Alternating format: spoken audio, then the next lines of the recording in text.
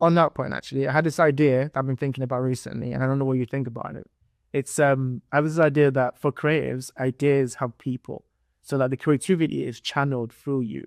And like, I speak from my own experience that most of the time I don't have as much authority or as much control or as much direction over my own creativity as that I think I have. I kind of wait for the muse of creativity to hit me, and then boom, it goes off. But most of the time, I'm kind of that kind of pull and pull balance between that is often difficult for me to kind of understand.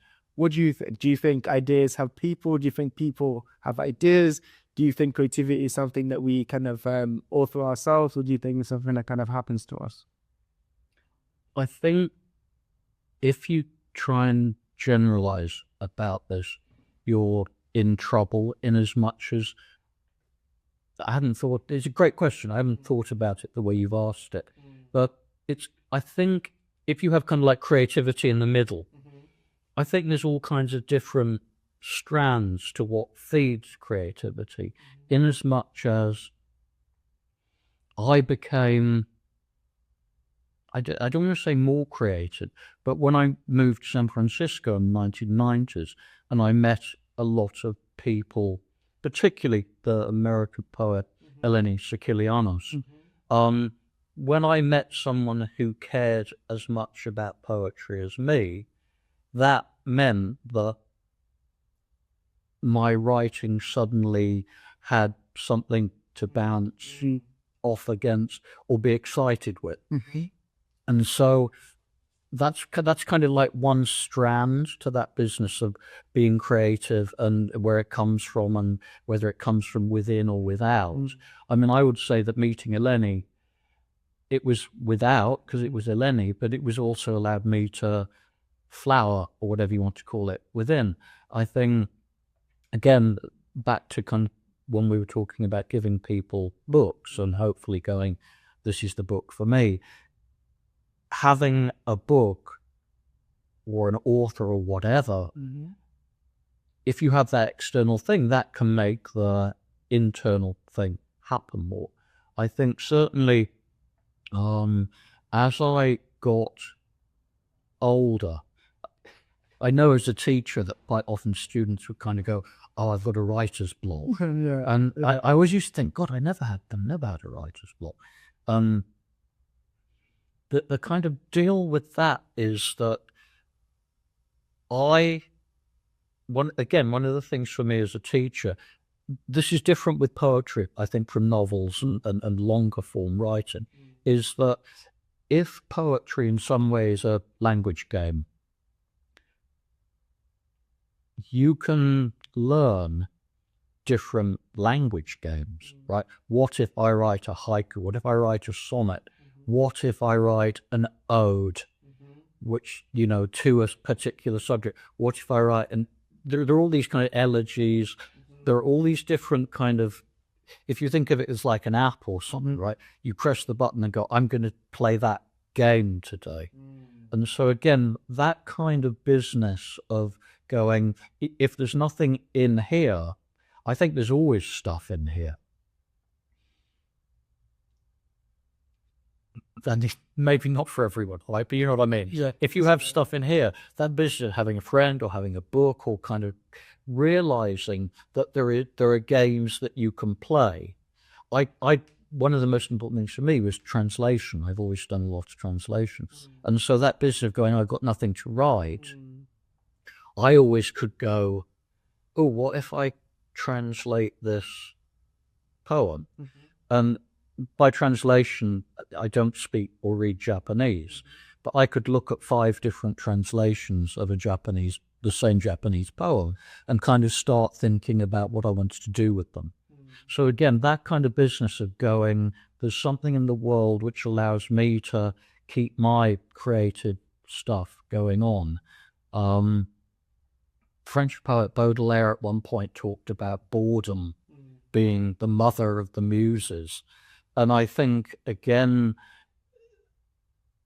for people who kind of say, I can't write at the moment, the business of having a space of boredom, you have to fill it. My daughter who's 15 at the moment, watches a lot of TV just coming, through the screen, endless stuff streaming out. And it's only when she gets bored of that and she stops it. And then she goes, I've been watching this for, I'm bored of this now. Then she gets out her paints and starts doing stuff. And that kind of business about negotiating the busyness of the world versus the kind of boredom of the world, that's also, I think for writers, it's kind of having a routine. I've never needed a routine because I've always been able to motivate myself to not think I have to do this. But that business about saying, well, I'm a writer, I'm going to write every day, is important too. So I think, like I said, the kind of business of internal creativity versus external, I think it's always a kind of relationship between those things.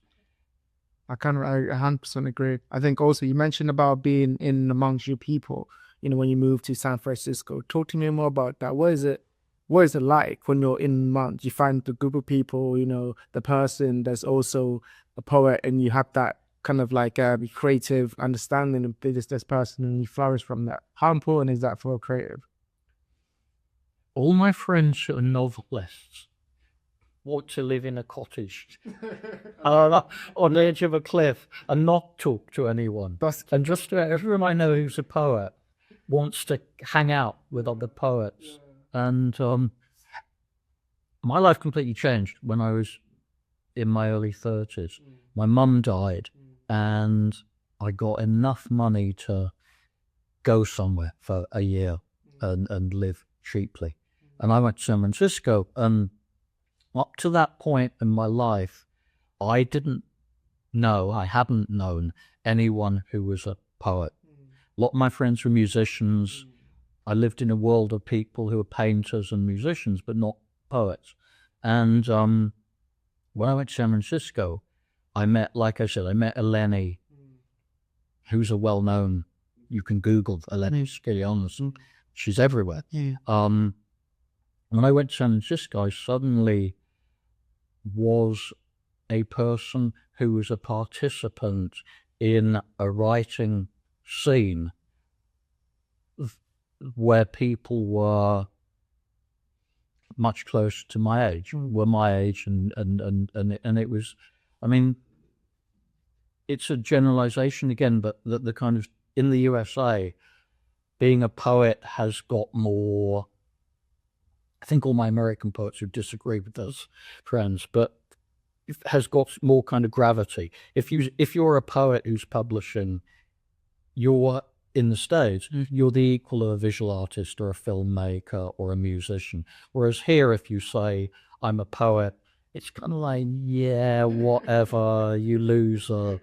Not quite that, but it's a very different dynamic. So when I was in San Francisco, all of a sudden, having people, particularly Eleni, who I was reading her work, she was reading my work, we were going to lots of readings because there were readings all the time in San Francisco. I was suddenly made aware of literally hundreds of writers whose work I didn't know. That whole kind of world of feeling an equal and included in a kind of community completely transformed my life. And one of the things when I kind of talking to my students, I probably say it too often, but I say, you're looking at me to be part of your journey, and hooray for that. But the best thing you can do is make a couple of close friends in class who are your age and who are at the same stage of the journey as you, because then you go on that journey for life. With me, you've got me for 8 months and I'll do what you want. But certainly as a poet, if you've got someone who you're going on that journey with, that sustains you. When you're writing, you think, I'm going to show it to someone rather than who the hell cares about this. You've got an audience, you've got someone who you love and respect. That's what happened to me when I was in my early 30s. And that's why studying at university is good in a way, because it creates an environment where you make friends. You can learn by yourself, right? You can be a bus driver or whatever, going to a library or going online and reading, but finding people, that's where people's lives change, I think. I think you're so right. I think that socialization for me allowed me to identify with that thing. It's like now that I'm in amongst poets, I see their habits and how they think. I'm like, oh, I'm one of these people because I think exactly the same as them, and how I look at literature and how I look at how I dissect even poets. I'm like, oh, okay. Because I think before that, you feel kind of secluded from everyone else. Because like you have no one to, like you said, bounce the ideas of and have them read your and dissect. Okay, I think you did this because of this. And you're like, oh yeah, I did. And that kind of perspective on your own work, when you've been so secluded from everyone else, is so important for, stepping into that role. And then that's what makes it amazing. I want to get a little bit philosophical now with poetry, right? So I read somewhere that poetry, this is why when I was the question, is right, it's like poetry is often a truth that is discovered. What do you think about that idea? The idea that poetry is something that kind of reveals a truth in the world that's already existed, like we kind of point it out instead of, make it, it's not, back to the idea of is it created or is it kind of, discovered? How's that idea been? Is it been true for you in your experience, or has it been different? I'm smiling as you're saying it because it's kind of, I think that's, on one level, that's the most exciting thing about poetry. But on another level, that's the most dangerous, toxic, pointless thing as well. In as much as, obviously, I've thought about this and talked about this all my adult life, really.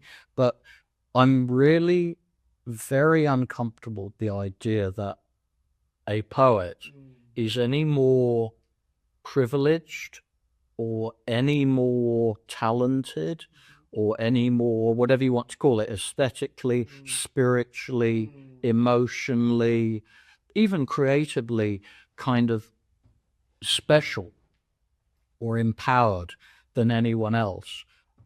I'm really uncomfortable with that idea. I'm really suspicious of it. I really don't like the idea of anyone saying I'm above anyone else. And I think there's a real tendency or possibility that by kind of poetry does that. I mean, of course, we know this, right? The culture on one level, someone goes, oh, you're a poet. Oh, people have said this to me, you're a poet. Oh, you're too clever for me. Yeah. Then it's like, I don't want poets to have that position, and I don't want you to think of me like that, and I don't want my poetry on one level to be like that. I don't believe that, the more that you read poetry, the more that you understand poetry, the more you get poetry in a way. It's not like everyone can just pick up a book and go, I see what's going on, because it's a language game, right? And on one level, you need to know the language game that's being played. But yeah, just that kind of business of being a poet doesn't seem to me, and this relates to me being Buddhist, I think, or poetry and Buddhism for me work very closely together. I think that poetry allows people to pay attention to the world and to, in case of poetry, to language themselves and a community if they find themselves in that community. I don't think that that is more inherently valuable than being a cook who's kind of working with food and serving food to people and kind of working in a kitchen. I don't think it's more valuable than someone who's doing, I don't know, yoga podcasts. You know what I mean? Like that idea of like, this is some kind of apex of the culture, and that we are in some way responsible for communicating the culture. It's a game that we play, and it's a great game, and some people are good at it and some people aren't. So again, the idea of generalization, right? It's like there are a lot more terrible poets than there are good ones. There are a lot more mediocre football players, painters, you know what I mean? So that business of kind of going, this is a group of people who are special or privileged. It's like saying people who play football are better. They're just people. It just doesn't work. And I think there's a tendency for, and the problem with this is there's a tendency for people at times to kind of go, poetry's special. And on one level, I think people do it because you have to say that, because most people don't think that it is on some levels. But it's like I said, I mean, your question is such a tricky one, in as much on one level, a lot of value in my life, a lot of pleasure, a lot of my understanding of the world and myself comes from being a poet. But the idea, the other kind of side of it, that this makes poetry itself special and valuable, yeah, it's made it that for me. But it doesn't make it that for everyone. And like anything like this, it can be negative too, you know? I think I agree. I think also when you mention about kind of like having that relationship with poetry where people will kind of like put you on a pedestal, that's also dangerous, especially for a poet. I think my question was rooted more on like the truth expression yourself, like you've said, how it's kind of revealed your truth of yourself to yourself. But you're right, because that can get taken because language is put on a wave like, oh, you're good at language, which means you must be, I guess that's value or moral in some sense, you know. We take that kind of like, you know, force equivalency. But it's like, you know, people put you on a pedestal and you start treating you different when all you want to be is understood. You want to express yourself for someone to be like, oh, I hear you. But instead they put you on like, oh, you must be way smarter than me, which kind of isolates you even more, which is actually what you don't want as a poet. Yeah, absolutely. You know, I mean, I've certainly learned about myself. I don't know if that's true, but I've certainly spent a lot of time putting words on the page that have been about my journey through life. I don't know if that's helped me or not at all. But on one level, if externalizing your interior stuff is a way of not having it stew inside you, I've certainly been able to, through writing, get stuff out. Talk to me about the process of writing then. Is it for you, is it an intuition thing or is it an intentional thing? Do you like put time aside for it to sit down and then like things like you mentioned before, it comes from within, or is it something that kind of as you live through life, you find a need to express and then that kind of intuition comes out for you to sit down and express? How does it work for you?